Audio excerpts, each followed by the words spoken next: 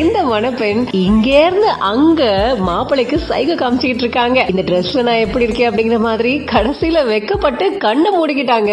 அப்படியே ஒரு நிமிஷம் பாரதி ராஜா சார் படம் பார்த்த மாதிரியே இருந்துச்சுங்க. இந்த வீடியோவை me UV official and me Deepak official அப்படிங்கிற இந்த அடியில இவங்க போஸ்ட் பண்ணிருக்காங்க. தன்னை பொண்ணு பாக்குறதுக்காக மாப்பிள்ள வந்திருக்காரு. அவர்கிட்ட ரொம்ப அழகா இங்க நின்னு, அதாவது அவங்க ரூம்ல நின்னுகிட்டு அந்த பக்கமா மாப்பிள்ளை லுக்கு விட்டுக்கிட்டு வெக்கப்பட்டு கண்ணை மூடிட்டு ஓடிட்டாங்க.